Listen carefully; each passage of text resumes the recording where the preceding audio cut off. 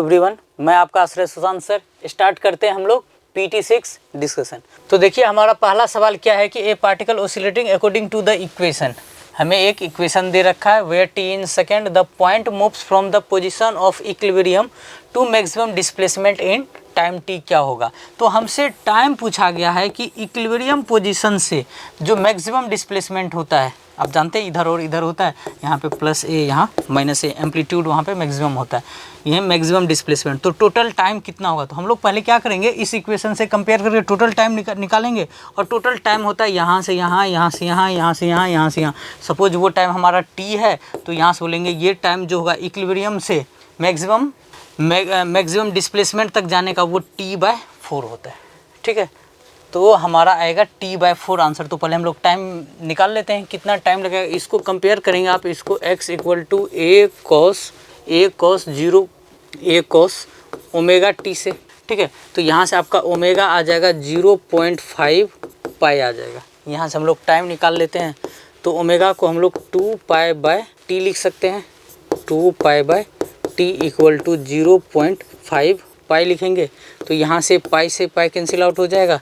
ठीक है, और t को इधर ले जाइए, तो t = 2 / 0.5 करेंगे तो ये 4 टाइम में जाएगा। तो जो टोटल टाइम होगा वो हमारा कितना होगा, 4 सेकेंड होगा। हमें क्या चाहिए, इक्विलिब्रियम पोजीशन से मैक्सिमम डिस्प्लेसमेंट का जो टाइम होगा वो हमारा क्या होगा, t/4 होगा। तो t/4 टोटल टाइम का, तो 4 / 4 करेंगे तो आंसर हमारा क्या हो जाएगा, 1 सेकेंड। तो हमारा आंसर फर्स्ट का हो जाएगा सी नंबर। ओके, नेक्स्ट देखिए सेकेंड नंबर में क्या बोला गया है कि displacement from mean position of a particle in a SHM at 3 second is इतना ऑफ द एम्पलीट्यूड। जो एम्पलीट्यूड का √3/2 टाइम्स है, then time period will be कितना होगा। तो हम लोग जनरल इक्वेशन जानते हैं SHM का होता है x = a sin ω/t। ठीक है, तो यहाँ पे एम्पलीट्यूड a का यहाँ पे कितना लेना है, √3/2 a = a sin omega. Omega को हम लोग 2π/t रख सकते हैं। और जो टाइम हमें बोला गया कितने टाइम पे, 3 सेकेंड पे। ठीक है, यहाँ से हम लोग इस a और इस a को कैंसिल आउट कर सकते हैं। ओके, और √3/2 को हम लोग sin π/3 लिख सकते हैं, = sin यहाँ से 2π/t × 3 लिखोगे। ठीक है, साइन कैंसिल आउट हो गया। हमें t निकालना है, तो आप यहाँ से ये पाई से ऐसे लिख सकते हो, पहले π/3 = 2π/t × 3। तो यहाँ से ये पाई और ये पाई कट गया, तो हमारा t = तो t को इधर करिए, इसको इधर करिए, 3 × 2 6, 6 × 3 कितना हो जाएगा हमारा, 18 सेकेंड हमारा आंसर आ जाएगा। ठीक है, नेक्स्ट देखते हैं थर्ड नंबर। x = हमें एक इक्वेशन दे रखा है, एक x' बराबर समथिंग इक्वेशन दे रखा है। What is the phase difference between the 2 SHM। इन दोनों इक्वेशन के बीच में हमारा फेज डिफरेंस क्या होगा। ठीक है, तो फेज डिफरेंस देखने के लिए इसको हम लोग प्लॉट करते हैं। तो ये क्या होगा, a sin ω/t। तो इसको मैं sin ω/t फिक्स करता हूँ x एक्सिस के तरफ। तो यहाँ से ये कहाँ जाएगा, और चूंकि ये ω/t + π/6 है ना, तो हमारा ये एंटी क्लॉकवाइज में यहाँ से ये π/6 ऊपर जाएगा। ये इक्वेशन किसको बताएगा, x का। ठीक है, यहाँ पे अगला है हमारा x' = a cos ω/t। हम लोग जानते हैं यहाँ से ये होता है हमारा sin ω/t, और ये वाला वैल्यू को हम लोग cos ω/t बोल सकते हैं, जो कि इक्विवेलेंट होता है sin ω/t + π/2 के।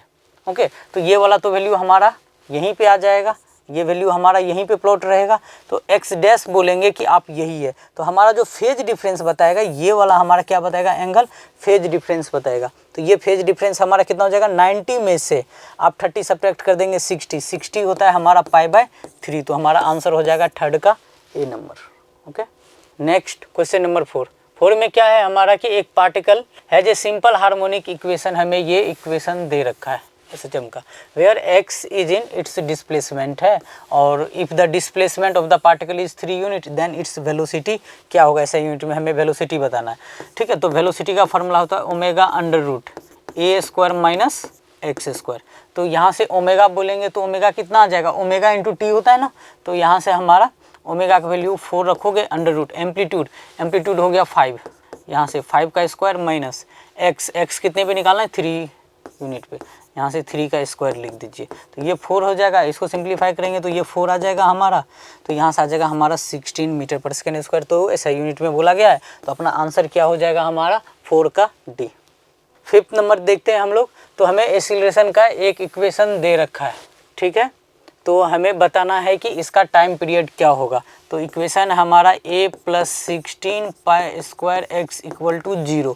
यहाँ से आप बोलेंगे acceleration equal to -16 pi square x, और इसको हम लोग कंपेयर कर सकते हैं स्टैंडर्ड इक्वेशन जो होता है हमारा SHM में एक्सीलरेशन का, लीनियर एक्सीलरेशन का, a equal to omega square into x, ठीक है। तो यहाँ से आप बोल सकते हैं कि ओमेगा स्क्वायर कितने के बराबर है, 16 पाई स्क्वायर के बराबर है। तो ओमेगा कितने के बराबर है, 4 पाई के बराबर है। ओमेगा को हम लोग 2 पाई बाय टी लिख सकते हैं इक्वल टू 4 पाई। तो इसको 2 से कट करें, 2 पाई को 4 से कट करेंगे तो ये 2 आ जाएगा। तो हमारा 1 बाय टी इक्वल टू 2 आ गया। तो टी को कितना आ जाएगा, हाफ सेकेंड आ जाएगा। तो जो हमारा टाइम आ जाएगा वो 0.5 सेकेंड आ जाएगा। तो हमारा आंसर हो जाएगा 5 का बी। नेक्स्ट देखिए 6 नंबर। 6 नंबर में हमें क्या बोला गया है कि फोर्स का एक इक्वेशन दे रखा है और हमें बोला गया कि टोटल एनर्जी किसके ऊपर डिपेंड करता है। तो हम लोग जानते हैं कि जो टोटल एनर्जी का फार्मूला होता है वो होता है हमारा हाफ के ए स्क्वायर, ठीक है। और एम्पलीट्यूड को यहाँ पे ए से, स्मॉल ए से रिप्रेजेंट किया है। हम लोग चलिए स्मॉल ए पकड़ लेते हैं। तो हमारा जो टाइम डिपेंड करेगा वो प्रोपोर्शनल होगा के एंड ए के डिपेंड होगा। तो हमारा 6 का आंसर क्या हो जाएगा, बी।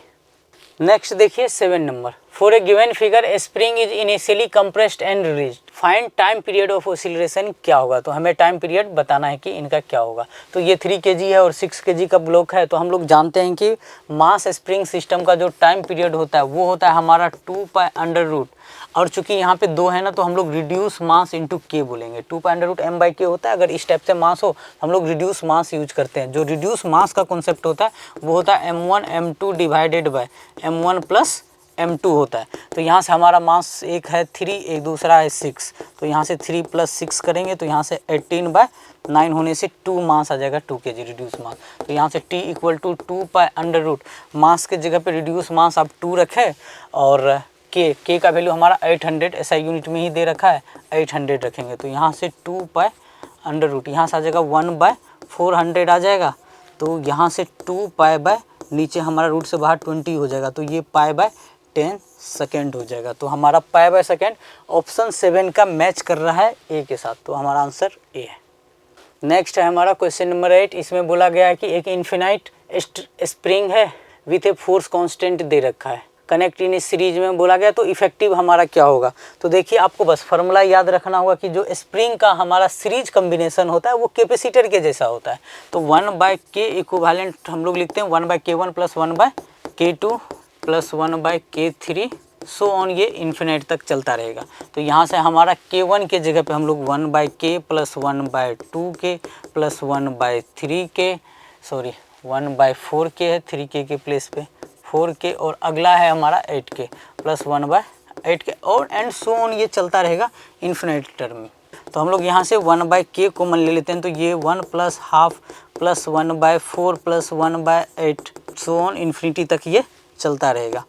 तो 1/k, और ये वाला जो हमारा सम है ये इन्फिनिट जीपी होता है। हम लोग जानते हैं सम जो होता है इन्फिनिट जीपी का a डिवाइडेड बाय 1 - r होता है। r जो होता है कॉमन रेशियो होता है, ठीक है। और कॉमन रेशियो निकालने का तरीका है कि सेकंड को फर्स्ट से डिवाइड कर दे। तो कॉमन रेशियो हमारा क्या आ जाएगा, हाफ आ जाएगा। तो यहाँ से पहला टर्म क्या है, 1 है। तो 1 divided by 1 minus common ratio यहाँ पे हाफ रखिए। तो यहाँ से 1/k और इंटू 1 यहाँ पे ये हाफ वैल्यू आ जाएगा, ये 2 ऊपर चला जाएगा तो ये 2/k हो जाएगा। एक्चुअल में हमें क्या निकालना है, के इक्विवेलेंट हमसे पूछा गया है। तो यहाँ से आप बोलेंगे के इक्विवेलेंट जो होगा इनको पलट दीजिए, तो ये k/2 हो जाएगा। तो हमारा जो फाइनल आंसर होगा वो k/2 होगा। तो 8 का आपका आंसर हो जाएगा सी।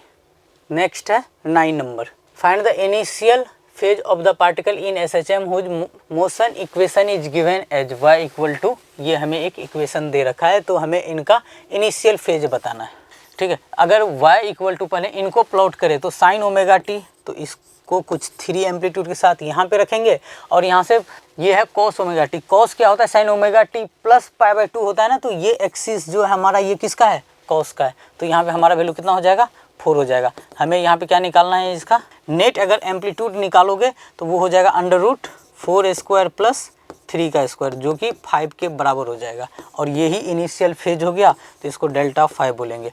तो 10 फाई लगा लीजिए यहाँ से, 10 delta phi equal to perpendicular में बोलेंगे तो 4 आएगा, और बेस में कितना है 3 है, तो हमारा जो डेल्टा फाई होगा वो 10 इन्वर्स 4/3 होगा। तो हमारा 10 इन्वर्स 4/3 ऑप्शन नंबर 9 का ए हो जाएगा। नेक्स्ट देखिए क्वेश्चन नंबर 10, इसमें हमसे पूछा गया है कि ट्रांसवर्स वेव कैन प्रोपोगेट इन। तो ट्रांसवर्स वेव जो है प्रोपोगेट क्या होता है, लिक्विड में भी हम लोग प्रोपोगेट कर सकते हैं, सॉलिड में भी और गैस में भी। तो हमारा आंसर क्या हो जाएगा, डी हो जाएगा। अगर हमसे ये पूछा गया रहता कि ट्रांसवर्स वेव कैन जनरेट इन, किस में जनरेट किया जाता है, तो हम लोग जानते हैं कि जहाँ पे इलास्टिक बिहेवियर होता है वहाँ पे जनरेट होता है, तो वो हमारा सॉलिड के केस में होगा, ठीक है। लिक्विड के सरफेस पे होगा, तो हमारा 2 केस में होगा, गैस में हमारा नहीं होता है। तो अभी के लिए जो हमसे पूछा गया ट्रांसवर्स वेव कैन प्रोपोगेट इन, तो हम लोग क्या बोलेंगे, प्रोपोगेट तीनों में होता है, तो हमारा आंसर हो जाएगा 10 का डी। नेक्स्ट देखिए 11वें नंबर में क्या बोला गया, if the wavelength of a wave lambda equal to 20 metre बोला गया, एंड इट्स फ्रीक्वेंसी हमें दे रखा है 200 hertz, its velocity v comes, velocity equal to हम लोग जानते हैं एफ लैम्डा होता है, तो 20 × 200 को मल्टीप्लाई कर दीजिए, ये 4 हो जाएगा और साथ में 30, तो 4000 मीटर पर सेकेंड हो जाएगा। तो 11 का आंसर हो जाएगा हमारा सी। नेक्स्ट अपना 12 number, the time difference of 2 waves, तो डेल्टा टी हमें 5 सेकेंड दे रखा है, एंड फ्रीक्वेंसी 50 हर्ज दे रखा है।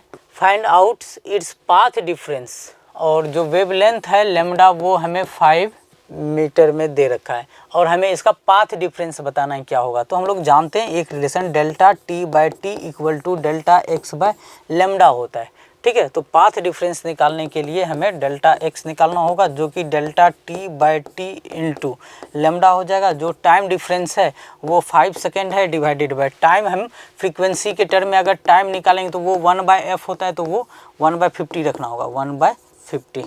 और जो लैम्डा दे रखा है वो 5 दे रखा है, तो यहाँ से 5 × 5 इंटू ये टर्म 1/50 जो है ये ऊपर चला जाएगा, तो 1250 हो जाएगा। तो इसका आंसर हमारा ऑप्शन ए से 12th का मैच करेगा। देखिए 13 नंबर में क्या है, if the given wave moves along positive x direction with speed 330 metre per second, find out velocity of the particle at point P। तो वेलोसिटी ऑफ पार्टिकल का formula हम लोग जानते हैं -v tan थीटा होता है, ठीक है। ये जो tan थीटा रिप्रेजेंट करता है स्लोप का, जो कि हमें 30 डिग्री गिवन है। तो बहुत सिंपल ही सवाल, हमें सारा कुछ वैल्यू दे रखा है। तो यहाँ से जो वेलोसिटी हमें दे रखा है 330 इंटू 1030 रखोगे यहाँ पे 1030 डिग्री, तो यहाँ से आ जाएगा -330 इंटू 1030 का वैल्यू 1/√3 होता है। हम क्या करते हैं अपने मन से ऊपर नीचे √3 से मल्टीप्लाई डिवाइड कर देते हैं, तो ये नीचे में 3 आ जाएगा, 3 से 330 को डिवाइड करेंगे तो ये आ जाएगा हमारा 1110 √3 आ जाएगा। तो हमारा ये आंसर जो है 2 मैग्नीट्यूड से तो हमारा मैच कर गया, ठीक है। बात कर रहे हैं हम लोग डायरेक्शन का, तो ये नेगेटिव हमारा इंडिकेट करेगा कि पार्टिकल का जो वेलोसिटी होगा वो डायरेक्शन होगा वो डाउनवर्ड होगा। 13 का हमारा आंसर हो जाएगा ए से मैच करेगा, ओके, डाउनवर्ड। नेक्स्ट देखिए 14 में क्या बोला गया है कि a wave moves with speed 300 meter per second on a wire under the tension of 500 newton. Find how much tension must be change to increase the speed. हमें क्या कर देना है 300 मीटर पर सेकेंड से 360 मीटर पर सेकेंड दे देना है, तो कितना हमें टेंशन लगेगा, उस टेंशन का चेंज हमसे पूछा गया है, ओके। तो हम लोग जानते हैं कि वेलोसिटी का फार्मूला होता है √T/μ, ठीक है। म्यू होता है हमारा मास पर यूनिट लेंथ। तो यहाँ से वो तो म्यू तो हमारा कांस्टेंट है, तो हम लोग बोल सकते हैं वेलोसिटी प्रोपोर्शनल है √T के। तो यहाँ पे 2 वेलोसिटी का रिलेशन है, तो v1/v2 इक्वल टू रूट के अंदर T1/T2 रखेंगे। जो पहला वेलोसिटी इनिशियल में दे रखा है वो 300 और बाद का जो वेलोसिटी है वो 360 है। यहाँ से रूट जो टेंशन है वो 500 है और यहाँ से हमें T2 मिल जाएगा, ठीक है। इसको हम लोग सिंप्लीफाई करते हैं, 1 0 तो यहाँ पे कट जाएगा और 5 से इसको कट करिए तो ऊपर में 5 आ जाएगा, और सॉरी यहाँ से 6 से कट करिए तो 6 से कट करिएगा तो ऊपर में 5 आ जाएगा, नीचे 6 आ जाएगा और इधर आ जाएगा हमारा √500 बाय T2 दोनों तरफ स्क्वायर कर देते हैं, स्क्वायरिंग बोथ साइड। तो ये 25/36 हो जाएगा। इधर स्क्वायर करेंगे तो आपका 500 डिवाइडेड बाय T2 आ जाएगा। रूट यहाँ से हट गया तो अब इसको क्रॉस मल्टीप्लाई करके T2 निकालिए। तो T2 इक्वल टू, तो यहाँ से T2 equal to 500 into 36 divided by 25 आ जाएगा। तो 25 से अगर 500 को कट करेंगे तो ये 20 आ जाएगा। तो यहाँ से T2 इक्वल टू 720 आ जाएगा। हमसे पूछा गया है चेंज के क्या होगा टेंशन का, delta T equal to T2 minus T1। तो ये 720 में से सब्ट्रैक्ट कर दीजिए T1 का वैल्यू जो है कि 500 है। तो ये हमारा आ जाएगा 220 न्यूटन। तो हमारा 220 न्यूटन आ रहा है। तो 220 ऑप्शन 14 का डी के साथ मैच कर रहा है। तो हमारा आंसर डी है। नेक्स्ट देखिए क्वेश्चन नंबर 15 में हमें क्या बोला गया कि two waves having intensity ratio. तो I1:I2 हमें 9:1 दे रखा है। Produce a interference, the ratio of maximum to minimum intensity हमारा क्या होगा। तो हम लोग जानते हैं कि I मैक्स जो होता है, ठीक है, और I मीन जो फार्मूला होता है वो होता है √I1 प्लस √I2 का होल स्क्वायर डिवाइडेड बाय यहाँ से √I1 माइनस √I2 का होल स्क्वायर। यही हमारा फार्मूला होता है। और I1 और I2 का वैल्यू दे रखा है, सिंपल वैल्यू रखिए, आंसर आ जाएगा। तो यहाँ से हम लोग रूट लिखेंगे, I1 के जगह पे 9 प्लस I2 के जगह पे 1 इसका होल स्क्वायर डिवाइडेड बाय, और यहाँ से लिखेंगे आप तो √9 माइनस √1 का होल स्क्वायर। तो यहाँ से ये 3 प्लस 1 का होल स्क्वायर डिवाइडेड बाय, नीचे में आ जाएगा 3 माइनस 1 का होल स्क्वायर। तो ये वैल्यू आ गया आपका 4 का स्क्वायर और नीचे में आ गया 2 का स्क्वायर। ये 16/4 इक्वल टू हमारा हो जाएगा 4। तो हमारा जो रेशियो होगा I मैक्स इज टू 1 वो 4:1 हो जाएगा। अपना ऑप्शन मैच करेगा बी के साथ, ठीक है। नेक्स्ट देखिए 16 number, the phase difference between the two particle situated on both the sides of the node is. क्या होगा अगर दो साइड नोड होता है तो जो इनके बीच का जो पाथ डिफरेंस होता है वो होता है λ/2, और हमें फेज डिफरेंस पूछा गया। तो हम लोग जानते हैं कि डेल्टा फाई का फार्मूला होता है 2π/λ इंटू डेल्टा एक्स, ठीक है। तो यहाँ से 2π/λ इंटू जो हमारा पाथ डिफरेंस आया वो कितना है λ/2। इसको कट करेंगे तो ये हमारा जो फेज होगा वो हमारा पाई हो जाएगा। तो हमारा आंसर हो जाएगा 16 का सी, ओके। नेक्स्ट 17 नंबर, 17 में क्या है कि and correction of A resonance tube is 1 centimetre. तो एंड करेक्शन हमें दे रखा है, द लोएस्ट लेंथ जो होता है L1 वो हमें 15 सेंटीमीटर दे रखा है। नेक्स्ट रेजोनेंट लेंथ क्या होगा, इसका सिंपल सा रिलेशन आता है। नेक्स्ट के लिए हम लोग बोलते हैं E equal to L2 minus 3L1 divided by 2। तो E के जगह पे 1 सेंटीमीटर रखेंगे, L2 हमें निकालना है माइनस 3, L1 के जगह पे हमें 15 रखना है, डिवाइडेड बाई 2 करिए। इसको क्रॉस मल्टीप्लाई करेंगे, 2 इक्वल टू L2 माइनस 45। तो यहाँ से L2 का वैल्यू आ जाएगा 47 सेंटीमीटर। तो हमारा आंसर मैच कर रहा है डी के साथ, ओके। नेक्स्ट 18 नंबर में देखिए, इसमें हमसे पूछा गया which of the following arrangement of diode represent reverse biasing. इनमें से कौन सा जो है हमारा रिवर्स बाइस की तरह एक्ट कर रहा है। तो देखिए हमारा सिंपल सा कॉन्सेप्ट है कि अगर पीएन जंक्शन डायोड है, ये P है N है, अगर करंट हमारा P साइड से इंटर करता है तो वो हमारा क्या होता है, हमारा फॉरवर्ड बाइस होता है। अगर करंट इधर से इंटर कर रहा है तो फॉरवर्ड बाइस होगा। और एक चीज़ बोल सकते हैं ऐसे भी कि अगर P के तरफ अगर हाइयर पोटेंशियल है और N के तरफ अगर हमारा लोअर पोटेंशियल है तो इसे हम लोग क्या बोलते हैं, फॉरवर्ड बाइस। ये कंडीशन होता है। तो हमसे यहाँ पे रिवर्स बाइस पूछा गया। चलिए 1 बाय 1 हम लोग ऑप्शन के थ्रू चेक करते हैं। तो यहाँ पे बोलेंगे ये 5 वोल्ट है, हाई पोटेंशियल है, तो हाई पोटेंशियल को हम लोग H लिख रहे हैं। ये 2 और 5 में इसको हाई और इसको लो, तो हाई P के साइड में है तो ये कैसा हो गया, फॉरवर्ड बाइस, ठीक है। ये तो गलत हो गया, हमें रिवर्स बाइस सिलेक्ट करना है। नेक्स्ट देखिए, ये ग्राउंड है तो ये 0 वोल्ट हो गया, ये -2 वोल्ट हो गया। तो ये हमारा क्या हो गया, हाई पोटेंशियल हो गया, ये हमारा लो पोटेंशियल हो गया। हाई पोटेंशियल जो है N साइड में है तो यही हमारा क्या होता है, रिवर्स बाइस होता है। तो हमारा ऑप्शन बी हो जाएगा। आगे भी हम लोग चेक कर लेते हैं। ये लो पोटेंशियल है, ये हाई पोटेंशियल P के साइड में है तो ये हमारा डायोड कैसा हो जाएगा, फॉरवर्ड बाइस हो जाएगा। इधर चेक करेंगे तो ये हमारा हाई पोटेंशियल हो गया, ये हमारा लो पोटेंशियल हो गया, और हाई पोटेंशियल P के साइड होता है तो इसको हम लोग फॉरवर्ड बाइस बोलते हैं। तो अपना आंसर बी होगा, ओके। नेक्स्ट 19 नंबर देखिए। तो यहाँ पे हमें बोला गया है कि इसका आउटपुट क्या होगा, operation perform by the circuit as shown in a figure. तो यहाँ हमारा ए है, तो यहाँ से अगर हम लोग बाहर करेंगे, आपको पता है कि ये डायोड हमारा कैसे एंड, ये सारा डायोड हमें मिल के कैसा एक्ट करता है, ये एंड नॉट गेट की तरह। तो यहाँ से ए निगेशन आ जाएगा, यहाँ से हम लोग बाहर आएंगे तो बी निगेशन आ जाएगा। जैसे ही आप यहाँ आओगे तो पहले आपको क्या करना होगा, इन दोनों को और करना है ना, ऐड करना है। तो ए निगेशन प्लस बी निगेशन को ऐड करना है, और इनके ऊपर भी यहाँ पे एक निगेशन लगा है ना, बबल, तो ये क्या हो गया, होल निगेशन। यहाँ से डी मॉर्गन्स आप लॉ लगाएंगे तो डी मॉर्गन्स के अकॉर्डिंग क्या होता है, तो ये वाला इस पे ट्रांसफ़र करिए, प्लस पे करेंगे तो वो मल्टीप्लाई में कन्वर्ट हो जाता है, बी डबल निगेशन। तो हम लोग ए डॉट बी, मतलब ये चीज़ किसको रिप्रेजेंट करता है, हमारा मल्टीप्लिकेशन को, तो इसको हम लोग क्या बोलते हैं, एंड गेट। तो हमारा किसको रिप्रेजेंट करेगा, 19 का सी।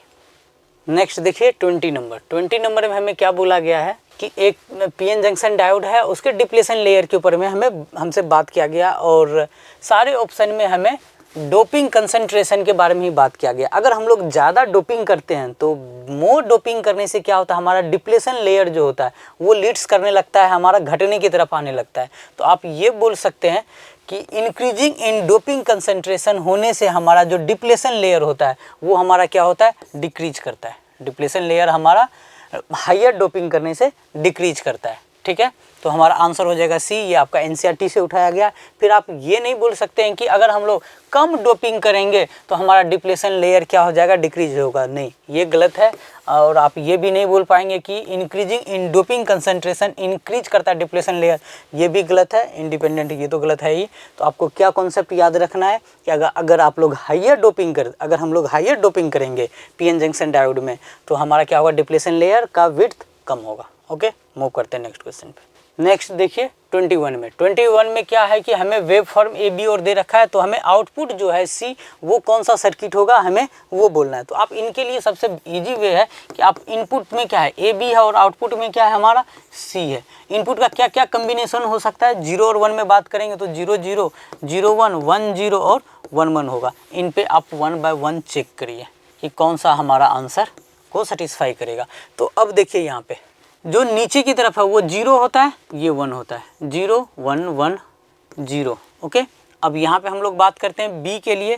तो ये सबसे ऊपर है तो ये 1 1, तो ये 0 0 0 0 को रिप्रेजेंट कर रहा है, ये 0 है, 1 1 1 1 0, ठीक है। अब इसमें हम लोग चेक करते हैं। तो आप बोलेंगे कि 0 0 अगर कोई कम्बिनेशन है जहाँ पे हमारा 0 0 है, देखिए ए बी 0 0 है तो सी हमारा 0 0 होगा, ठीक है। ये ऐसा नहीं है कि सिर्फ इसी जगह होने से होगा, ये सवाल का लिमिटेशन है, वो हर एक जगह होगा। अगर यहाँ हमारा ए 0 है तो यहाँ पर भी बी 0 होगा, तभी जाके हमारा सी 0 हुआ। अगला चेक करिए, जब हमारा ए क्या हो, 0 हो और बी 1 हो, ए हमारा 0 है बी 1 है तो हमारा क्या आ रहा है, 1 आ रहा है, ठीक है। नेक्स्ट देखिए, ए हमारा 1 हो और बी हमारा 0 हो, तो ये यहाँ से हमें पता चल रहा है ए हमारा क्या है, 1 है, बी 0 है, तो हमारा क्या है, 1 आ रहा है। देखिए यहाँ पर भी ए हमारा 1 है, बी 0, वैसे हमें चेक करना है ही नहीं, सब होगा ही होगा। जहाँ पे 1 0 का कम्बिनेशन ए बी का मिला है हर एक जगह में सी हमारा 1 ही होना चाहिए, ये हमारा 1 हो गया। और जहाँ 1 1 है तो इस यहाँ पे हमारा 1 1 है, यहाँ भी 1 है, यहाँ भी देख लीजिए, यहाँ तो नहीं है, तो यहाँ 1 1 है तो हमारा 1 होगा, तो हमारा ये 1 हो जाएगा। तो बताइए ये किसको हमारा रिप्रेजेंट कर रहा है। हम लोग जानते हैं जब 0 0 को ऐड करते हैं 0 आता है, 0 1 1 आता है, 1 0 1 होता है, 1 1 होता है। तो ये सिंपल किसको सेटिस्फाई कर रहा है, और गेट को सेटिस्फाई कर रहा है। हमारा 21 का आंसर हो जाएगा ए। नेक्स्ट देखते हैं हम लोग 22 में। 22 में क्या दे रखा है कि to get the output Y हमें चाहिए 0, the input A B C must be हमारा क्या होना चाहिए। तो देखिए, तो हम लोग पहले ये ए है, बी है, ये हमारा क्या है, और गेट है, और ये इनका बबल क्या बता रहा है, इनका निगेशन बता रहा है। तो यहाँ से ए प्लस बी करिए और इसको निगेट करिए, आ जाइए नेक्स्ट। यहाँ पे हमारे क्या है, ये नॉट गेट है, तो यहाँ पे सी का निगेशन हो जाएगा। जब हम लोग वाई के पास पहुँचेंगे तो एंड गेट है, ये क्या करता है, पहले मल्टीप्लाई करता है, ए प्लस बी निगेशन, ठीक है। इसको हम लोग मल्टीप्लाई करेंगे किसके साथ, सी के साथ, सी के साथ मल्टीप्लाई करेंगे, साथ में बबल लगा हुआ है तो ये इन सबको क्या करेगा, मल्टीप्लाई करेगा। तो अब इनको ब्रेक तोड़ेंगे, कंप्लीमेंट डी मॉर्गन्स लॉ के अकॉर्डिंग। तो यहाँ हो जाएगा ए प्लस बी का डबल निगेशन, मल्टीप्लिकेशन प्लस में आ जाएगा, सी पे डबल निगेशन आ जाएगा। इसको सिंपल हम लोग ए प्लस बी प्लस सी बोल सकते हैं। ओके, अब आउटपुट क्या आना चाहिए, हमारा 0 आना चाहिए। आउटपुट 0 होने के लिए कंडीशन एक ही है, ए बी और सी तीनों को क्या होना पड़ेगा, 0 होना पड़ेगा। तो हमारा ऑप्शन जो है 22 का डी को सेटिस्फाई कर रहा है। या नहीं तो आप ऐसे भी बोल सकते हैं कि यहाँ से देखिए इन तीनों का आप जीरो लेकर देखिए, यहाँ अगर जीरो लेकर देखेंगे तो यहाँ से जीरो से यहाँ पर आएंगे तो आपका क्या हो जाएगा 1 हो जाएगा। यहाँ से जीरो और जीरो, जीरो और जीरो का पहले क्या होगा एडिशन होगा, जीरो होगा, फिर उसका निगेशन क्या हो जाएगा 1। यहाँ तक पहुँचे हम लोग 1 के साथ पहुँचे, फिर यहाँ बाहर आएंगे तो 1 और 1 का मल्टीप्लिकेशन 1 और 1 का मल्टीप्लिकेशन 1 होगा, फिर उनका निगेशन करेंगे तो वो क्या हो जाएगा 0। तो हमारा एक ही ऑप्शन सेटिस्फाई कर रहा है अगर हम लोग ABC को 0 के साथ जाते हैं तो आंसर डी। नेक्स्ट देखिए 23 नंबर में हमसे पूछा गया है कि maximum kinetic energy of photo electron must be क्या होगा। एक फोटोन है जिसका इंसिडेंट एनर्जी हमें दे रखा है और वर्क फंक्शन 2 इलेक्ट्रॉन वोल्ट दे रखा है। तो काइनेटिक एनर्जी का जो मैक्सिमम वैल्यू होता है वो ई माइनस ई जो होता है इंसिडेंट एनर्जी होता है माइनस वर्क फंक्शन होता है। तो जो इंसिडेंट एनर्जी है वो हमारा 3.4 है माइनस वर्क फंक्शन जो हमें गिवन है वो 2 इलेक्ट्रॉन वोल्ट में दे रखा है। तो ये हमारा 1.4 इलेक्ट्रॉन वोल्ट हो जाएगा। तो हमारा 23 का आंसर ए को सेटिस्फाई करेगा। ओके, नेक्स्ट देखिए 24 में हमें बोला गया है कि the de Broglie wavelength for proton and alpha particle are equal then the ratio of their velocity क्या है। जो हमारा वेवलेंथ है प्रोटॉन का और अल्फा पार्टिकल का वो आपस में इक्वल है। जो फार्मूला होता है वो होता है h divided by mass, h by p होता है, p mv होता है। तो हम लोग मास के टर्म में लिख लेते हैं mass of proton velocity of proton equal to h divided by mass of alpha particle velocity of alpha particle. H तो हमारा कैंसिल आउट हो जाएगा तो हम लोग बोल सकते हैं mass of proton velocity of proton equal to mass of alpha particle velocity of alpha particle. हमें जो रेशियो बोला गया है देयर वेलोसिटी बोला गया वो प्रोटॉन एंड अल्फा पार्टिकल जो वेवलेंथ हमारा equal then the ratio of their velocity क्या होगा। तो हमें पहले किसको रखना है प्रोटॉन को देन अल्फा पार्टिकल को। सवाल की लैंग्वेज को आपको समझना होगा। तो पहले Vp है, इधर से V अल्फा है, इधर से m alpha divided by mass proton हो जाएगा। अगर मास प्रोटॉन का m है तो अल्फा पार्टिकल का क्या हो जाएगा 4m हो जाएगा। तो ये 4:1 हो जाएगा। तो हमारा ऑप्शन 24 का ए को सेटिस्फाई करेगा। नेक्स्ट देखिए 25 नंबर में क्या बोला गया है कि if the kinetic energy of the free electron doubles it's D Broglie wavelength changes by the factor क्या होगा। ठीक है, तो हम लोग जानते हैं कि यहाँ पे हमें जो बताना है वो किसके लिए बताना है इलेक्ट्रॉन के लिए बताना है। ठीक है, तो जो हमारा लेमडा होता है इलेक्ट्रॉन के लिए वो होता है h बाय पी, जिसको हम लोग h divided bye √2m e लिख सकते हैं।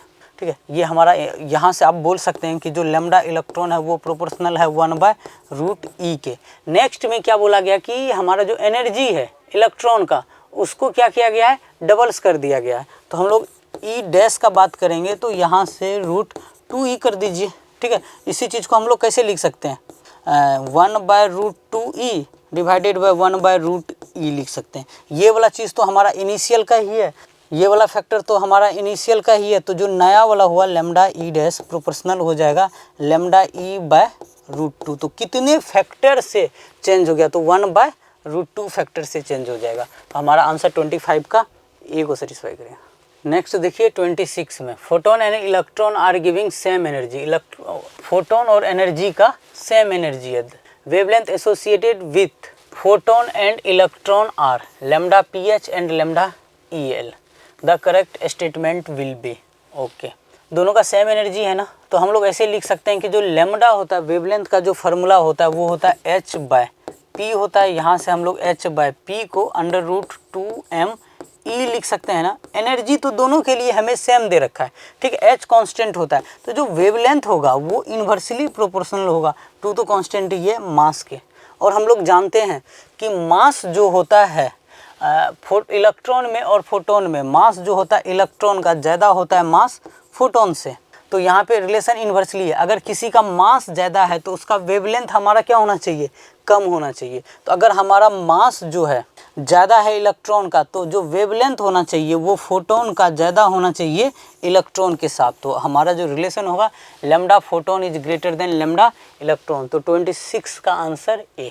27 नंबर according to Bohr's theory the moment of momentum of electron revolving in a second orbit of hydrogen atom will be क्या होगा। तो एंगुलर मोमेंटम कंजर्वेशन सिंपल है, L equal to n h divided by 2 pi रखना है।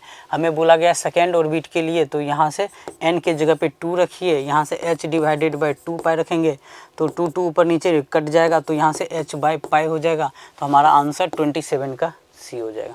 Next देखिए 28 में, the radius of electrons second stationary orbit in Bohr's atom is r, then the radius of third orbit will be क्या होगा। तो हमारा relation होता है रेडियस का according to Bohr's theory 0.59 angstrom n square by z। तो आप यहाँ से बोलेंगे कि जो रेडियस है वो प्रोपोर्शनल है, हमारा रेडियस हमारा प्रोपोर्शनल होगा किसके, n स्क्वायर के। तो सेम ही किसी एक के लिए मान लीजिए हाइड्रोजन एटम के लिए देखेंगे तो z का तो वैल्यू हमारा 1 है, तो वो तो चेंज होने वाला नहीं है, तो ये तो कांस्टेंट रहेगा, सिंपल n पे डिपेंड करेगा। हम लोग r1 bye r2 equal to लिख सकते हैं n1 बाय n2 का होल स्क्वायर। ठीक है, यहाँ रेशियो में इसका भी स्क्वायर, तो मैंने यहाँ पे होल स्क्वायर लिख दिया। और जो r1 का रेडियस दे रखा है सेकेंड ऑर्बिट के लिए, वो हमें r दे रखा है, तो यहाँ r by r2 equal to, इसको 2 लिखेंगे और इसको 3 लिखेंगे, इसका स्क्वायर हो जाएगा। तो यहाँ से r by r2 equal to 4 by 9 हो जाएगा। हमें r2 निकालना है, r2 निकालना है तो क्रॉस मल्टीप्लाई कर दीजिए, 9r बाय 4 हो जाएगा। तो हम लोग 9r बाय 4 को 2.25 r लिख सकते हैं। तो हमारा ऑप्शन सेटिस्फाई करेगा 28 का बी से। नेक्स्ट है हमारा 29%। क्वेश्चन नंबर 29 में देखिए क्या पूछा गया, the ratio of the energy of the hydrogen atom in its first to second excited state क्या होगा। तो हम लोग जानते हैं कि एनर्जी का फार्मूला होता है -13.6 Z square by n square. तो यहाँ से आप बोल सकते हैं एनर्जी इन्वर्सली प्रोपोर्शनल होता है किसके, एन स्क्वायर के। तो हमें यहाँ पे एन का ही वैल्यू चेक करना है। तो फर्स्ट के लिए n1 के लिए हम लोग 2 बोलते हैं, और सेकंड एक्साइटेड स्टेट के लिए n2 का वैल्यू हम लोग 3rd बोलते हैं, क्योंकि बीच में एक ग्राउंड स्टेट होता है जिसको हम लोग 1 बोलते हैं। ठीक है, ग्राउंड फिर होता है फर्स्ट, फिर होता है सेकेंड, तो n2 का वैल्यू 3rd हो जाएगा। तो एनर्जी का ratio E1 by E2 equal to, ठीक है, यहाँ से इन्वर्सली लिखोगे तो यहाँ से n1 का स्क्वायर, यहाँ से हो जाएगा n2 का स्क्वायर। तो यहाँ से n2 के जगह पे वैल्यू रखना है 3 का स्क्वायर डिवाइडेड बाय n1 के जगह पे 2 का स्क्वायर रखना है, तो ये हो जाएगा हमारा 9/4। तो हमारा आंसर हो जाएगा 9:4, 29 का आंसर से।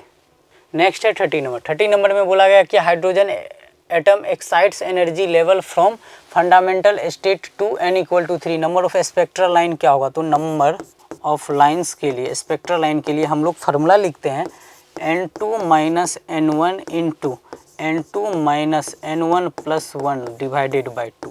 एक हमारा ये जनरल फार्मूला है, किसी के लिए भी आप अप्लाई कर सकते हैं। तो यहाँ से n2 के जगह पे हम लोग 3 लिखेंगे, ग्राउंड और पहला फंडामेंटल स्टेट को हम लोग 1 बोलते हैं, into 3 minus 1 plus 1 divided by 2 आ जाएगा। तो यहाँ से 2 इंटू यहाँ से 3 डिवाइडेड बाई 2, स्पेक्ट्रल लाइन कितना हो गया, 3 हो गया। एक और फार्मूला होता है, अगर आपका फंडामेंटल स्टेट से एनी स्टेट के बारे में बात करें तो n into n minus 1 by 2 से यहाँ से भी अगर वैल्यू रखे तो 3 इंटू 3 माइनस 1 डिवाइडेड बाई 2 करेंगे, ये फैक्टर कट के 3 आ जाएगा। ये वाला जो फार्मूला है किसी भी लाइन से किसी भी लाइन तक के लिए। ठीक है, आगे बढ़ते हैं हम लोग। नेक्स्ट देखिए, आते हैं हम लोग 31 पे। Ratio of the wavelength of the first line of Lyman series and the first line of बामर series in hydrogen spectrum is क्या होगा। तो सिंपल है, 1/λ हमारा फार्मूला होता है RZ स्क्वायर इंटू 1/n1 का स्क्वायर माइनस 1/n2 का स्क्वायर होता है। तो हम लोग बात करें अगर लाइमन सीरीज के लिए, तो हम लोग n1 का वैल्यू 1 लेते हैं और n2 का वैल्यू 2 रखते हैं। तो यहाँ से वैल्यू रखिए 1/λ लाइमन के लिए, तो RZ स्क्वायर इंटू 1, n1 के जगह पे 1 का स्क्वायर लिखेंगे, माइनस यहाँ पे 2 का स्क्वायर लिखेंगे, तो यहाँ से 2 का स्क्वायर लिखेंगे। तो ये वैल्यू हो जाएगा हमारा RZ स्क्वायर 1 माइनस 1/4। ठीक, तो यहाँ से आ जाएगा हमारा 3, एलसीएम लेंगे नीचे तो 4 आ जाएगा, तो यहाँ से 3RZ स्क्वायर 1/λL। और हम लोग हाइड्रोजन एटम के लिए देख रहे हैं ना, दोनों के लिए, तो हाइड्रोजन एटम के लिए तो Z का वैल्यू हम लोग 1 रख सकते हैं। इसको सीधा सीधा बोल सकते हैं, हमारा जो लैम्डा लाइमन होगा 4 डिवाइडेड बाय 3R होगा। ठीक है, फिर अगला हम लोग बात करते हैं बामर सीरीज के लिए। तो नेक्स्ट ये पूछा गया बामर सीरीज के लिए। इसका फर्स्ट लाइन के लिए हमें निकालना है तो N1 का वैल्यू 2 लेंगे और N2 का वैल्यू हम लोग 3 लेंगे। तो यहाँ से 1/λ बामर के लिए तो R के जगह पे R रहने दीजिए, Z की जगह पे डायरेक्ट मैं 1 रख रहा हूँ, तो 1/N1 के जगह पे 2 का स्क्वायर 4 हो जाएगा, यहाँ पे 9 आ जाएगा। तो यहाँ से आ जाएगा हमारा R इंटू एलसीएम लेंगे तो 36 आ जाएगा, तो 9 - 4 5 आ जाएगा। तो इसको पलट के लिख देते हैं तो 36/5 R आ जाएगा। अब हमें रेशियो लेना है, हमें जो रेशियो लेना है वो हमें रेशियो लेना है लाइमर सीरीज और बामर। पहले तो λL/λB का रेशियो लेना है। तो लाइमन का हो गया हमारा 4/3R, बामर का पलट के लिखिए 5R/36, ठीक है। तो यहाँ से 4 से काटेंगे ये 9 आ जाएगा, तो 5/27 आ जाएगा। 5:27 हमारा रेशियो आ रहा है। तो 31 का आंसर आपका सेटिस्फाई करेगा सी के साथ। नेक्स्ट देखिए 32 में क्या बोला गया है, a closest distance of approach of alpha particle travelling with velocity v towards aluminium nucleus is d, ठीक है। The closest distance of the approach of an alpha particle is travelling with velocity 4v towards iron nucleus is. तो alpha particle ही move कर रहा है, एक बार aluminium की तरफ एक बार आयरन की तरफ। तो और आपको डिस्टेंस ऑफ क्लोजेस्ट अप्रोच का एक छोटा सा कॉन्सेप्ट है वो आपको पता होना चाहिए। काइनेटिक एनर्जी जो इनिशियल होता है वो kinetic energy simple potential energy के बराबर आता है, पोटेंशियल एनर्जी फाइनल के। तो हम लोग यहाँ से बात करते हैं कि काइनेटिक एनर्जी, तो हाफ मास किसका, तो मोशन में कौन है, अल्फा पार्टिकल, ठीक है। Half mass of alpha into velocity, तो कितना वेलोसिटी के साथ स्टार्टिंग में है, v वेलोसिटी का स्क्वायर इक्वल टू यहाँ से बोलेंगे k q1, तो q1 2 चार्ज जो हम लोग अल्फा पार्टिकल का लेते हैं 2 ही लेते हैं। फिर दूसरा आयरन की तरफ जा रहा है तो इनका चार्ज पार्टिकल कितना, इसका 13 है, तो यहाँ से हम लोग 13 e लिखेंगे divided by mass number into electron कर देंगे तो वो चार्ज में आ जाएगा, डिवाइडेड बाय पोटेंशियल एनर्जी के लिए डिस्टेंस है, तो वो जो डिस्टेंस है वो डिस्टेंस हमें d दे रखा है। ये हो गया हमारा इक्वेशन 1। दूसरा हमें दे रखा है हाफ, फिर से अल्फा पार्टिकल ही मोशन में है लेकिन इस बार अपना वेलोसिटी को 4v कर लिया है, इक्वल टू k इंटू फिर से चार्ज, एक बार अल्फा पार्टिकल का दूसरे बार आयरन का, तो 26e डिवाइडेड बाय इस डिस्टेंस को मैं d डैश बोल देता हूँ। ये इक्वेशन हो गया दूसरा। दोनों को डिवाइड कर दे, रेशियो इनका ले लेते हैं हम लोग। तो रेशियो में आप लेंगे तो यहाँ से आ जाएगा v² डिवाइडेड बाय 16 का स्क्वायर इक्वल टू, ठीक है। यहाँ पे अगर आप लोग रेशियो लेते हैं तो k into 2e/13e divided by d into ऊपर हो जाएगा हमारा d डैश, यहाँ से आ जाएगा k इंटू 2e/26e। चलिए इसको हम लोग कट करते हैं तो यहाँ से 2e का cancel out, k cancel out, v² नीचे में यहाँ पे 16v² भी होगा तो ये v² भी हमारा कैंसिल आउट हो जाएगा। तो यहाँ पे 16 का स्क्वायर नहीं होगा, 16v² होगा, तो v² से ये v² कैंसिल आउट, ठीक है। 13e से 26e को कट करेंगे तो ये 2 में जाएगा, और यहाँ से इस 2 को 16 से कट करेंगे तो ये 8 में जाएगा। तो देखिए तो d डैश बराबर हमें निकालना है, तो d डैश इक्वल टू इस वाले फैक्टर को इधर भेज दीजिए तो ये हो जाएगा d/8 हमारा आंसर हो जाएगा। तो हमारा 22 का आंसर जो होगा d/8 होगा, सी ऑप्शन। नेक्स्ट देखिए 33 नंबर। 33 में क्या बोला गया कि if the frequency of the light incident on a metal surface is double then the kinetic energy of the emitted electron will be, क्या होगा, तो काइनेटिक एनर्जी का फॉर्मूला होता है incident energy minus work function. इसे हम लोग ऐसे लिख सकते हैं HF - phi। तो अब हम लोग क्या करते हैं, जब काइनेटिक एनर्जी को इसको k डैश बोल देते हैं, जब डबल किया गया है तो यहाँ से h इंटू फ्रीक्वेंसी की जगह पे 2 करेंगे ना, 2F - phi, तो ये हमारा इक्वेशन हो जाएगा 2HF - phi। पहले ऊपर वाले से हम लोग ये जानते हैं ऐसा होता है, यहाँ से हम लोग HF के जगह पे k + phi वैल्यू रख सकते हैं, ये वैल्यू यहाँ पे रख दीजिए, 2 इंटू HF के जगह पे k + phi माइनस phi हो जाएगा। तो यहाँ से 2k + 2 phi में से phi गया तो यहाँ से +5 बचेगा इक्वल टू k डैश। जो नया वाला काइनेटिक एनर्जी है, अगर मान लीजिए कि ये वाला हमारा वर्क फंक्शन नहीं होता तो हम लोग डबल बोलते, लेकिन कुछ तो है ना वर्क फंक्शन, इसका भी कुछ हमारा एनर्जी होता है, तो हम लोग बोलेंगे डबल, मोर देन डबल होगा। तो हमारा आंसर 33 का सी हो जाएगा। ओके, नेक्स्ट देखिए 34 में बोला गया है कि एक हमारा एलईडी है जो कंस्ट्रक्ट हुआ PN junction diode using gallium arsenide phosphide से बनाया गया है, ठीक है। द एनर्जी गैप जो है वो हमें energy gap 1.9 electron volt given है। The wavelength of the light emitted will be, क्या होगा, वेवलेंथ क्या होगा जब हम लोग को लाइट इमिट करना है। तो हम लोग जानते हैं जो एनर्जी रेडिएशन के थ्रू हम लोग देंगे, रेडिएशन से जो एनर्जी देंगे वो हमारा ग्रेटर होना चाहिए ईजी के, ईजी से greater than equal to E G होना चाहिए। तो चलिए रेडिएशन के लिए हम लोग hc/λ लिख सकते हैं, एनर्जी रेडिएशन का। यहाँ पे इक्वालिटी वाला कंडीशन चेक कर लेते हैं, ईजी। तो हमें लैम्डा निकालना है, तो लैम्डा बराबर हम लोग बोलेंगे Eg/hc। चूँकि आप ऐसे बोल सकते हैं कि यहाँ पे नैनोमीटर में है, एमस्ट्रॉन्ग में है, मीटर में है, मीटर में। तो पहले हम लोग इनमें से चलिए नैनोमीटर चेक कर लेते हैं। तो अगर नैनोमीटर के टर्म में अगर आप बात करेंगे तो हम लोग ऐसे बोल सकते हैं ना कि hc का वैल्यू 1240, आपको ये ट्रिक बताया था। अगर हम लोग 1240 डिवाइडेड बाय लैम्डा रखें और एनर्जी गैप कितना है हमारा 1.9 इलेक्ट्रॉन वोल्ट है।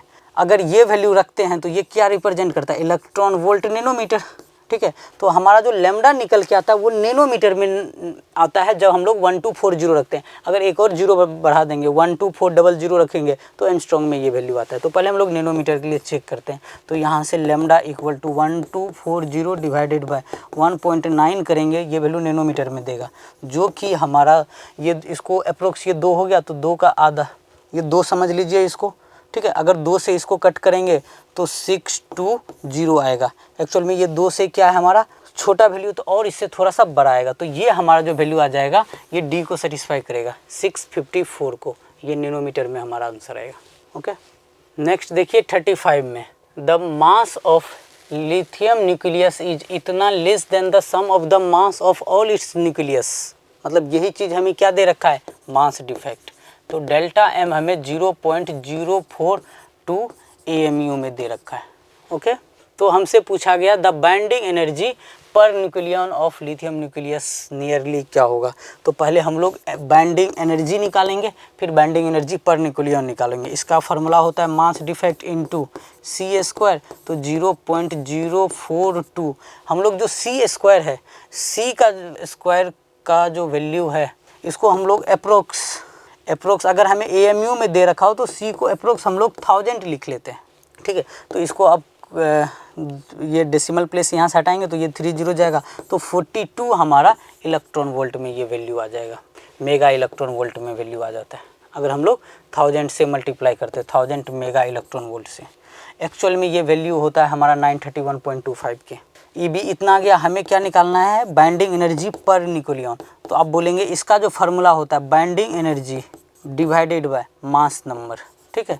तो यहाँ से हमारा 42 mega electron volt divided by mass number जो दे रखा है वो 7 गिवन है, तो 7 है, तो ये 6 मेगा इलेक्ट्रॉन वोल्ट आना चाहिए। तो देखिए यहाँ पे मैंने क्या किया, मैंने थोड़ा सा बढ़ा के ये वैल्यू लिया है कि ताकि कैलकुलेशन हमारा जल्दी हो जाए। और नीट में सब कुछ है कैलकुलेशन, जितना जल्दी करोगे उतना ज़्यादा सवाल आप कर पाओगे।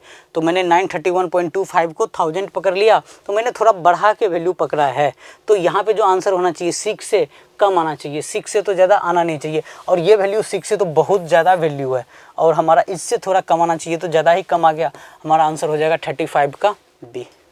चलिए नेक्स्ट है अपना सेक्शन बी, आप सिलेक्ट करके सॉल्व करिए। चलिए मैं 1 बाय 1 सॉल्व कर रहा हूँ। तो 36 में हमें दे रखा है binding energy per nucleon in deuterium and helium nuclei are. ये बाइंडिंग एनर्जी का है और ये हमारा ड्यूटोरियम का दे रखा है respectively. When 2 deuterium nuclei fuse to form helium nucleus. तो 2 ड्यूटोरियम, तो H12 प्लस H12 मिल के हमारा He24 हीलियम न्यूक्लियस बना रहा है, ठीक है। और साथ में कुछ एनर्जी रिलीज हो रहा है, तो हमें बताना है कि रिलीज एनर्जी कितना होगा। तो ये जो वैल्यू हमें दे रखा है ये हमें बाइंडिंग एनर्जी पर न्यूक्लियन दे रखा है, EBN दे रखा है। ये हमारा 1.1 सब कुछ मेगा इलेक्ट्रॉन वोल्ट में 1.1, और इधर है हमारा 7 मेगा इलेक्ट्रॉन वोल्ट। तो अभी ये हमारा बाइंडिंग एनर्जी पर न्यूक्लियन है। हम लोग जानते हैं EBN जो होता है binding energy per nucleon, binding energy divided by mass number होता है। तो हमें बाइंडिंग एनर्जी निकालने के लिए बाइंडिंग एनर्जी पर न्यूक्लियन में मास नंबर मल्टीप्लाई करेंगे तो हमें बाइंडिंग एनर्जी मिल जाएगा। चूँकि हमें एनर्जी निकालने के लिए कि क्यू कितना एनर्जी रिलीज हुआ, जिसको हम लोग क्यू वैल्यू भी बोलते हैं, वो एनर्जी रिलीज निकालने के लिए हमें निकालना पड़ता है एनर्जी बाइंडिंग एनर्जी प्रोडक्ट का minus binding energy reactant. Okay, तो इनके लिए सबसे पहले अब हमें क्या करना होगा, ई बी निकालना पड़ेगा। तो अब इसमें मास नंबर से मल्टीप्लाई करिए, तो 1.1 में मल्टीप्लाई 2 से करेंगे, यहाँ पर भी 1.1 में मल्टीप्लाई 2 से करेंगे, तो यहाँ पे 7 में मल्टीप्लाई 4 से करेंगे। ओके, तो ये वैल्यू आपका 2.2 हो जाएगा, यहाँ पर भी 2.2 और ये आ जाएगा 28। यहाँ पे जो हमारा प्रोडक्ट साइड में है 28 है, माइनस रिएक्टेंट साइड में 2.2 प्लस 2.2 को ऐड करेंगे तो 4.4, दोनों रिएक्टेंट साइड का ऐड करिए और इनसे सब्ट्रैक्ट कर दीजिए। तो यहाँ से हमारा जो आंसर मैच करेगा, 28 में से 4 सब्ट्रैक्ट करेंगे तो 24 होगा, तो 23.6 आ जाएगा। ये 23.6 मेगा इलेक्ट्रॉन वोल्ट यूनिट है, बैठा दीजिए यूनिट, तो हमारा आंसर हो जाएगा 36 का ए। नेक्स्ट देखिए 37 नंबर में, Rutherford alpha scattering experiment, what will be correct angle for alpha scattering for impact parameter 0 होना चाहिए। वैसे आपको ध्यान में रहना चाहिए, ये वैल्यू इम्पैक्ट पैरामीटर जो है हमारा वो 180 पे होता है। सिंपल सा रिलेशन है, बी प्रोपोर्शनल होता है कॉट थीटा बाय 2 के। बी को 0 रखना है, ऐसा कर लिखिए इसको, बी को प्रोपोर्शनलिटी हटा के सिंपल कॉट थीटा बाय 2 रखिए। बी को 0 रखना है तो इधर कॉट थीटा बाय 2। बताइए कब 0 होता है हमारा, तो कॉट की टर्म में वैल्यू कब 0 होता है, तो कॉट हमारा 90 डिग्री पे 0 होता है। इसको 90 पकड़ लीजिए, कॉट से कॉट चला गया तो यहाँ से theta equal to 90 degree by into 2 करोगे तो ये हमारा 180 डिग्री होना चाहिए। 180 डिग्री पे जो होता है हमारा इम्पैक्ट पैरामीटर वो 0 होता है। 37 का D. Next 38 number, the mass defect in nuclear fusion reaction is 0.3%। What amount of energy will be liberated in 1 kg fusion reaction. देखिए क्या है, जैसे कि 1 kg हमारे पास मास है ना, अगर इस मास में से मान लीजिए कि 0.5 ग्राम मास कन्वर्ट हो गया है, वो मास हमारा कम हो गया, वही मास क्या होता है एनर्जी में कन्वर्ट होता है। तो हम लोग एनर्जी निकालने के लिए क्या करते हैं, वही मास जो कम हुआ है वो मास होता है हमारा मास डिफेक्ट। तो डेल्टा एम इंटू सी स्क्वायर कर देते हैं, सिंपल सा फॉर्मूला है। तो हम लोग 1 kg में बोलेंगे कि 3% का, तो mass delta M equal to 0.3% of 1 kg। ठीक है, यहाँ से मास डिफेक्ट निकल जाएगा। 0.3% का मतलब होता है 1/100 इंटू 1 kg, तो यहाँ से 3/1000 kg हो जाएगा। ये हमारा मास डिफेक्ट हो गया। एनर्जी के लिए डेल्टा एम इंटू सी स्क्वायर कर दीजिए, तो 3 इंटू 1000 और हमारा सी होता है स्पीड ऑफ लाइट 3, सी होता है हमारा 3 इंटू 10 की पावर 8, इसका स्क्वायर करेंगे तो ये हो जाएगा 9 इंटू 10 की पावर 16। ठीक है, यहाँ से 27 इंटू ये 10 की पावर 16 है, ये 3 है तो 10 की पावर 13 हो जाएगा। तो हमारा आंसर जो है 10 की पावर 13 के टर्म में तो नहीं है, लेकिन 27 के टर्म में है। और इस वैल्यू को अगर हम लोग यहाँ पे डेसिमल बैठा दे, 2.7 कर दे, एक पावर बढ़ जाएगा हमारा। तो हमारा सेटिस्फाई करेगा 38 का आंसर सी के साथ। नेक्स्ट देखिए 39 में। 39 में हमें बोला गया which of the following statement is true for hydrogen atom. Hydrogen angular momentum, angular momentum होता है हमारा NH/2 पाई के। तो हम बोलेंगे L प्रोपोर्शनल होता है N के, यहाँ पे इन्वर्सली प्रोपोर्शनल दिया है तो हमारा ये ऑप्शन तो गलत हो गया। अगला लीनियर मोमेंटम, मोमेंटम को हम लोग P से रिप्रेजेंट करते हैं, उसका फार्मूला होता है mv। मास तो कांस्टेंट होता है तो मोमेंटम प्रोपोर्शनल होता है वेलोसिटी का, और वेलोसिटी प्रोपोर्शनल होता है z/n के। तो मोमेंटम इन और z तो हम लोग देख रहे हैं हाइड्रोजन एटम के लिए तो वो कांस्टेंट होगा, तो वेलोसिटी हमारा मोमेंटम हमारा वेलोसिटी के, वेलोसिटी प्रोपोर्शनल है 1/n के। तो हम लोग बोल सकते हैं लीनियर मोमेंटम हमारा प्रोपोर्शनल है इन्वर्सली प्रोपोर्शनल। तो ये हमारा राइट आंसर हो जाएगा। आगे भी चेक कर लेते हैं। रेडियस, रेडियस प्रोपोर्शनल होता है n² के, ये तो गलत हो गया। फिर उसके बाद एनर्जी, एनर्जी हमारा प्रोपोर्शनल होता है Z² के, और यहाँ पे हमें 1/n दे रखा है तो ये भी गलत। 39 का आंसर हो जाएगा बी। नेक्स्ट देखिए 40 number, a photon and electron have equal energy E दे रखा है। तो हमें यहाँ से लैम्डा फोटोन और लैम्डा इलेक्ट्रॉन का प्रोपोर्शनलिटी हमें बताना है कि क्या होगा। ठीक है, तो एनर्जी के टर्म में इक्वल एनर्जी है ना, और एनर्जी इक्वल है जो कि ई है, और ई के टर्म में ही हमारा ऑप्शन है। तो लैम्डा फोटोन को अगर लिखेंगे आप फोटोन के टर्म में एनर्जी तो hc/e हम लोग लिखते हैं। फिर लैम्डा इलेक्ट्रॉन के लिए, इलेक्ट्रॉन के लिए एनर्जी इस टर्म में नहीं लिख सकते हैं, वो h/p लिखेंगे। फिर h/p के जगह पे √2m/e लिखेंगे। ओके, एनर्जी सेम दे रखा है इसीलिए हम लोग ई के टर्म में लिख रहे हैं। तो बाकी प्रोपोर्शनलिटी का रेशियो रेशियो हमसे पूछा गया। तो लेमडा फोटोन प्रोपोर्शनल है यहाँ पे 1/e के, और यहाँ से लेमडा इलेक्ट्रॉन आपका प्रोपोर्शनल है 1/, सिर्फ एनर्जी में ऑप्शन है तो हम लोग बस एनर्जी को ही देख रहे हैं। तो हमें रेशियो पर बताना है lambda photon by lambda electron का। तो यहाँ से प्रोपोर्शनलिटी हो जाएगा 1/e, और इसको पलट के लिखने से ऊपर हो जाएगा √e। तो ये प्रोपोर्शनल हो जाएगा हमारा 1/√e के। तो हमारा ऑप्शन सेटिस्फाई करेगा ऑप्शन बी को, ठीक है। तो 40 का आंसर बी। नेक्स्ट देखिए 41 में लॉजिक गेट हमें गिवन है, तो हमें आउटपुट बताना है y के क्रॉस ये कौन सा गेट होगा। तो इनके लिए भी एक तरीका आपको बता रहा हूँ, ए बी इनपुट है और आउटपुट की जगह पे मैं y लिख रहा हूँ, ठीक है। यहाँ पे आउटपुट y दे रखा है, तो यहाँ से 0 0 0 1 1 0 और 1 1 लिखिए, ठीक है। अब देखिए अगर हम लोग इसको भी 0 और इसको भी 0, मतलब ए और बी दोनों को 0 0 रखने से मतलब क्या होता है, जब ये हमारा ऑफ होगा तो 0 उसको रिप्रेजेंट करता है, ठीक है। 1 है तो मतलब वो ऑन है, स्विच हमारा ऑन है। अगर दोनों बंद है तो क्या यहाँ पे ना y के अक्रॉस आउटपुट है ना, समझिए कि आपने इसके अक्रॉस एक LED लगा दिया है, एक LED बल्ब लगा दिया है। क्या ये LED हमारा जलेगा?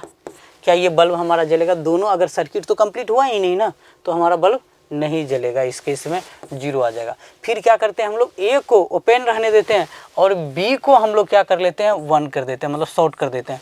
तो क्या अब बताइए, तो करंट निकलेगा हायर पोटेंशियल, यहाँ से करंट निकला इधर गया, फिर ये करंट यहाँ से फिर अपना लोअर पोटेंशियल पे ये करंट आ गया, तो इसके थ्रू तो निकला ना, ठीक है। तो हमारा बल्ब जलेगा, सर्किट कंप्लीट है, बल्ब जलेगा।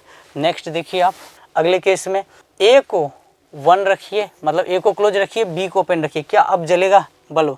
तो जलेगा। सर्किट हमारा कुछ ऐसा करंट आएगा, यहाँ से यहाँ ऐसे आएगा और ऐसे निकल जाएगा, बल्ब हमारा जल जाएगा, ये केस भी हमारा चलेगा। अब अगर दोनों को बंद कर दीजिए, तो अगर दोनों को अब बंद कर देंगे तो कुछ करंट यहाँ से आई निकला, कुछ करंट यहाँ डिवाइड हुआ, कुछ करंट I1 I2 डिवाइड हुआ, यहाँ जाके दोनों करंट क्या हो गया, मिल के सेम हो गया, I1 + I2 हो गया। फिर यहाँ से निकल के लोअर पोटेंशियल जाएगा। मेन काम क्या होता है, करंट जहाँ से निकला वहाँ तक गया और इस LED के थ्रू जाना चाहिए, तो बल्ब हमारा जलेगा। इस कंडीशन में भी हमारा जलेगा। तो 0 1 1 और 1 ये किस सर्किट को हमारा रिप्रेजेंट कर रहा है?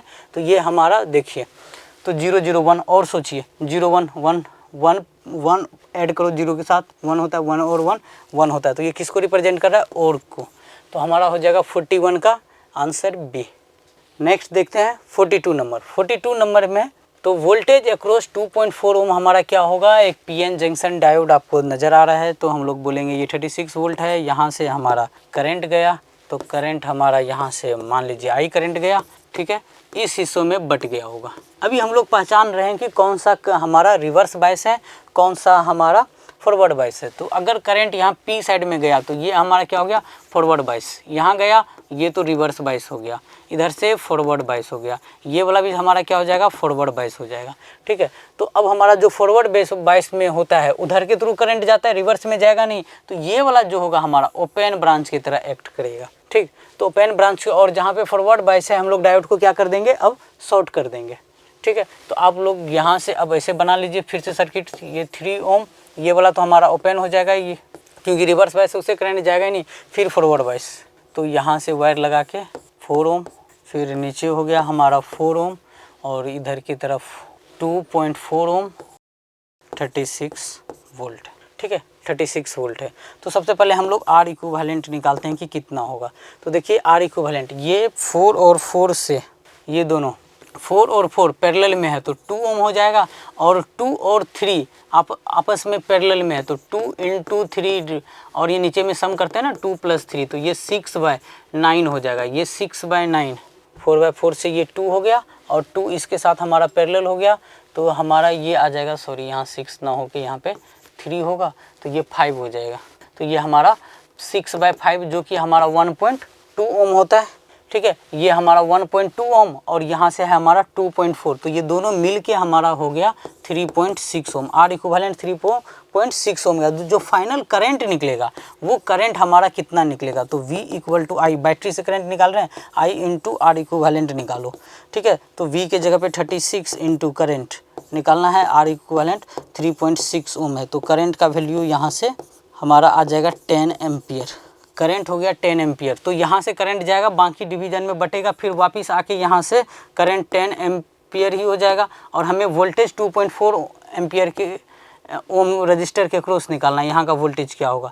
तो वोल्टेज क्या हो जाएगा हमारा 2.4 ओम अक्रॉस, तो V equal to I into R लिखेंगे इनका। तो करंट है 10 और रजिस्टर है हमारा 2.4, तो ये कितना हो जाएगा 24 वोल्ट हो जाएगा। ठीक है, इनके अक्रॉस 24 वोल्ट हो जाएगा। मान लीजिए इनमें से किसी के भी अक्रॉस हमसे पूछा गया होता तो 36 माइनस 24 कर देते, हमारा रिमेनिंग जो 12 वोल्ट होता वो इन सबका पैरेलल में है तो आपस में सबका सेम होता है। ओके, तो हमारा आंसर जो हो जाएगा 24 वोल्ट हो जाएगा। बहुत ही अच्छा सवाल 42। नेक्स्ट देखिए 43 नंबर में। 43 नंबर में हमें बोला गया कि in a semiconductor the concentration of free electron, जो Ne दे रखा है वो 7 × 10⁻15 पर सेंटीमीटर क्यूब दे रखा है। And that of the holes, जो n होल्स के लिए है वो हमें दे रखा है 3 × 10⁻21। ठीक है, तो हमें यहाँ पे बताना है कि ये किस टाइप का सेमीकंडक्टर है। तो यहाँ से हमें दिख रहा है कि पावर में n जो होल्स है वो बड़ा है किससे, इलेक्ट्रॉन से, number of concentration of electron से। अगर नंबर ऑफ होल्स हमारा बड़ा होता है, किस केस में बड़ा होता है, वो होता है हमारा p टाइप सेमीकंडक्टर। ठीक है, तो हमारा 43 का आंसर हो जाएगा B।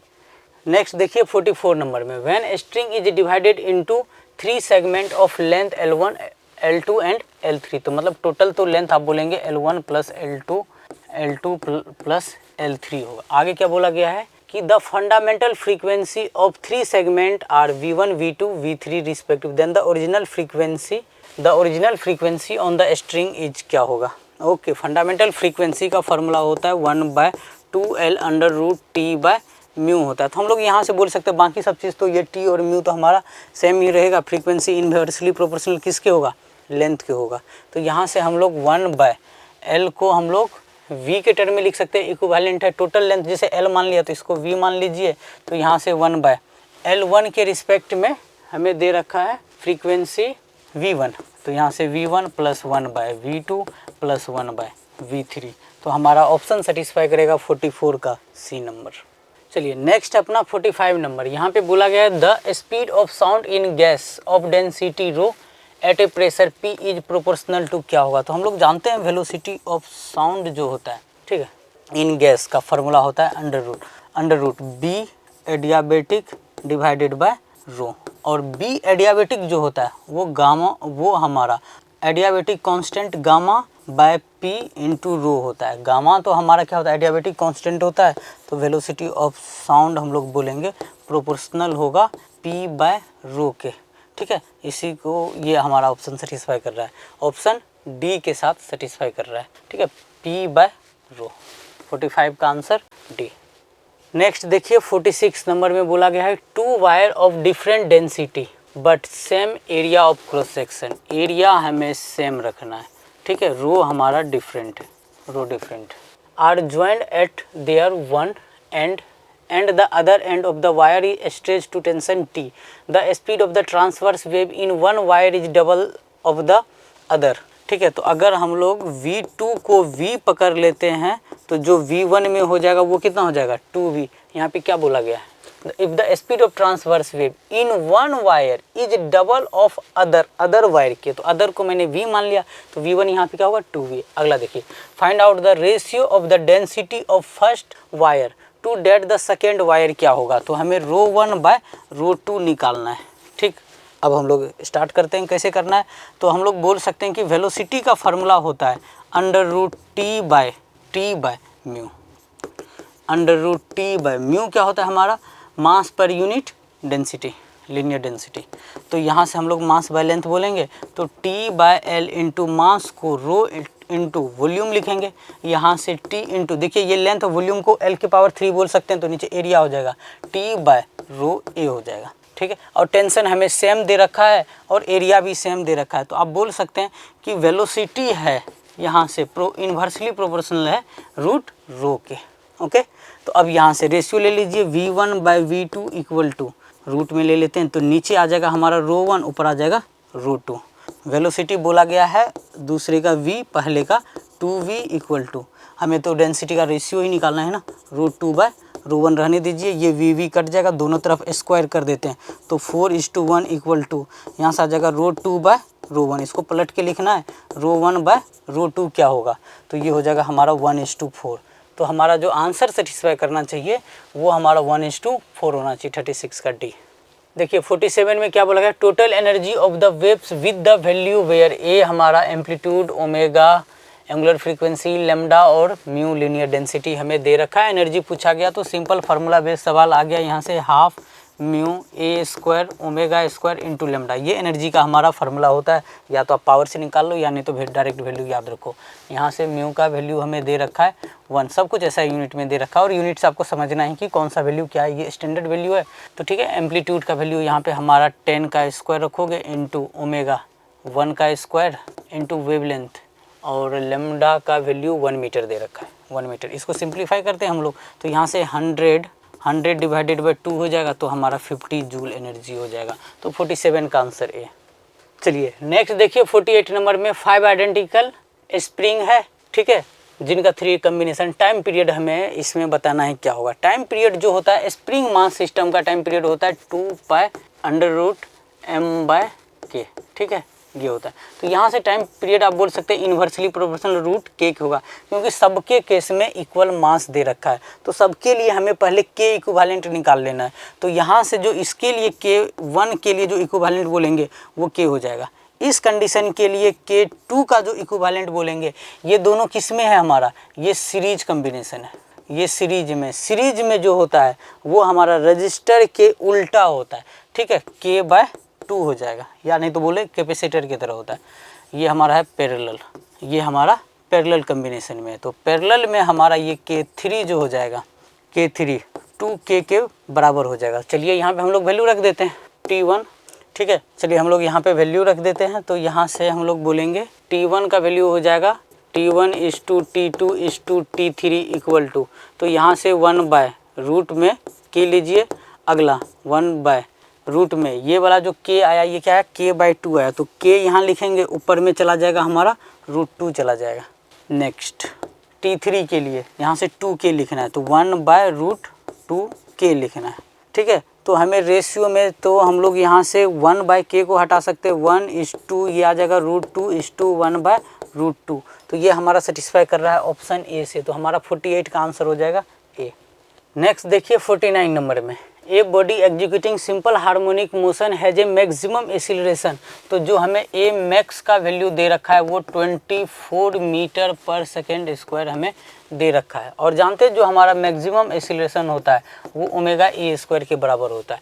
फिर आगे and the maximum velocity v max का जो वैल्यू है वो हमें 16 मीटर पर सेकेंड दे रखा है, जो कि ओमेगा और ए के बराबर होता है। देन हमसे एम्पलीट्यूड पूछा गया क्या होगा। तो देखिए आप ऐसे बोल सकते हैं कि अगर हम लोग वी मैक्स के का स्क्वायर कर दे और यहाँ से ए मैक्स से उसको डिवाइड कर दे तो ये हमारा वैल्यू क्या होता है, एम्पलीट्यूड हो जाता है। यहाँ से देख लीजिए ना, इसका ओमेगा स्क्वायर ए स्क्वायर करेंगे, इसको डिवाइड करेंगे ओमेगा ए स्क्वायर से, तो क्या बचेगा हमारा, ऊपर में ए बच जाएगा, ठीक है। तो अब यहाँ वैल्यू रख दीजिए। तो वेलोसिटी का स्क्वायर तो हमें दे दिया है 16 × 16, ठीक है। वेलोसिटी का मैक्सिमम गिवन है, एक्सीलरेशन का मैक्सिमम हमारा कितना है 24 इक्वल टू ए। तो यहाँ से हमारा जो एम्पलीट्यूड आएगा तो इसको कट करते हैं, तो इसको 4 से कट करिए तो ये 6 आ जाएगा, ये 4 हो जाएगा, और यहाँ से कट करिए तो ये 3 और ये आ जाएगा 8। तो 32 तो हमारा जो वैल्यू आ जाएगा 32/3 आ जाएगा। तो 32/3 एम्पलीट्यूड है, यूनिट मीटर होगा, तो 32/3 आंसर हमारा 49 का ए हो जाएगा। नेक्स्ट अपना 50 नंबर और लास्ट सवाल अपना, a heavy nucleus at rest breaks into 2 fragments which fly off with velocity in the ratio 8:1, then the ratio of de Broglie wavelength of the fragment are हमारा क्या होगा, ठीक।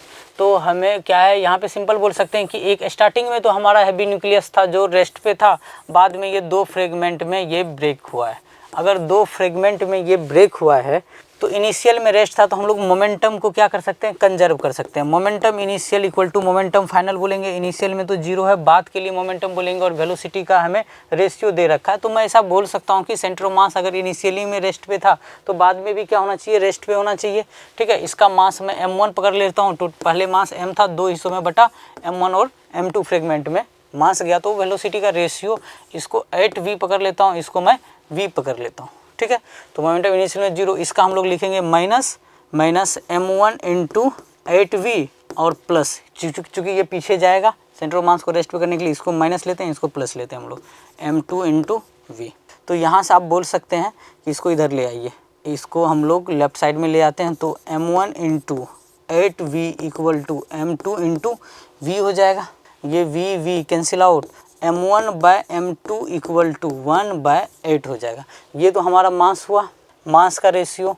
हमें वेवलेंथ तक पहुंचना है, तो मास से हम लोग वेवलेंथ तक हमें पहुंचना है, तो हम लोग मास को न्यूक्लियस के केस में हम लोग ये बोल सकते हैं कि मास हमारा, मास को आप सिंपल डेंसिटी इंटू वॉल्यूम लिख लीजिए, mass equal to rho into volume, ठीक है।